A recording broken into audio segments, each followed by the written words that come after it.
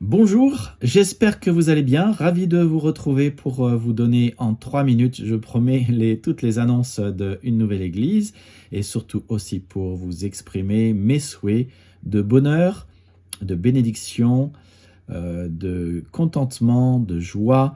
Que cette année vous soyez vraiment bénis, heureux, contents, que l'Éternel vous fasse grâce, vous bénisse abondamment, qu'il fasse luire sa face sur vous, vous accorde sa grâce et qu'il tourne sa face vers vous et vous accorde sa paix. Alors, être béni, heureux et content, c'est un beau programme, n'est-ce pas? La Bible, le Seigneur dit lui-même que la bénédiction se trouve dans la communion avec lui, à ses côtés. Je prie, et c'est ma prière pour vous, qu'il vous donne tout ce qu'il faut pour que vous puissiez être bénis, heureux et contents. Alors, je pense un peu à... quand je pose cette question aux gens, c'est qu'est-ce qu'il faudrait pour que vous soyez bénis, heureux et contents? Alors, il y a des réponses naturelles qui viennent.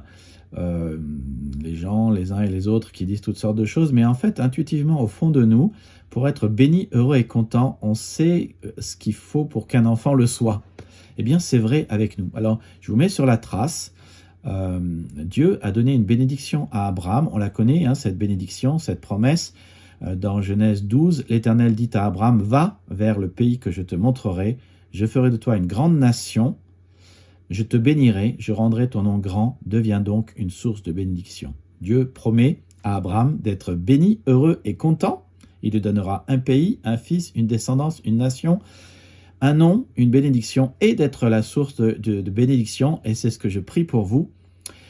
Et donc, en fait, ça nous met sur la piste de ce qu'il faut pour être béni, heureux et content. Et si je vous disais, sur la base de cette promesse, que faut-il à Abraham pour hériter de cette bénédiction et de ce bonheur que Dieu avait prévu pour lui? Vous diriez, eh bien, c'est peut-être pas la bonne réponse, mais je vous invite à venir écouter ce qu'est la bonne réponse demain à l'église, où nous parlerons de la foi d'Abraham, mais aussi de ce qui a suivi la foi d'Abraham. Les autres annonces, eh bien, c'est que demain, après le culte de rentrée, nous aurons un repas tous ensemble. Je vous invite à amener à manger pour vous et plus 50% de personnes. En plus, nous passerons un bon moment de communion. C'est dans la communion que nous nous faisons des amis et aussi que la bénédiction de l'Éternel descend sur nous. Dans les autres annonces importantes, la Bible dit que nul ne peut poser une autre fondation. C'est ce que Paul dit en 1 Corinthiens 3, 11.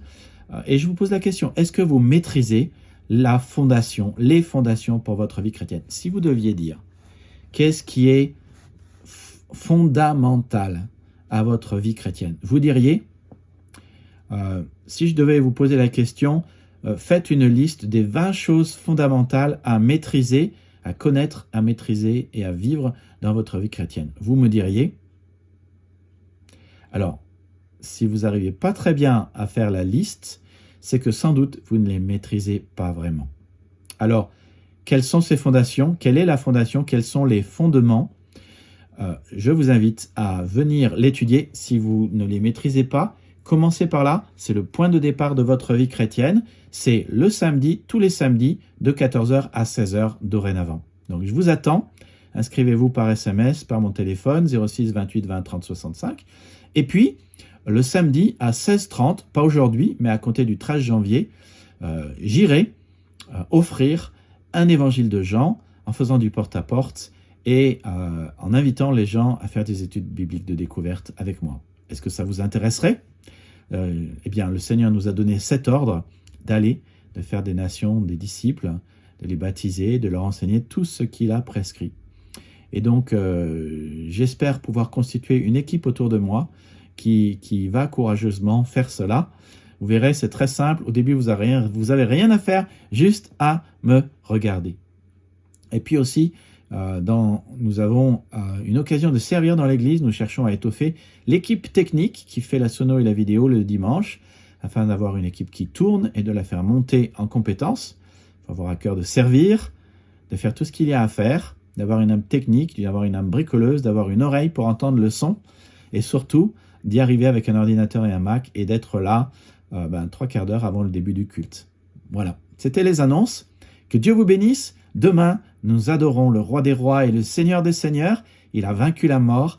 Il est digne de louange, de gloire et d'honneur. Et j'espère que vous serez là pour le rencontrer et écouter ce qu'il a à vous dire. Soyez remplis de son esprit, de sa parole, de sa bénédiction. Je suis ravi de vous revoir demain. Que Dieu vous bénisse et à bientôt.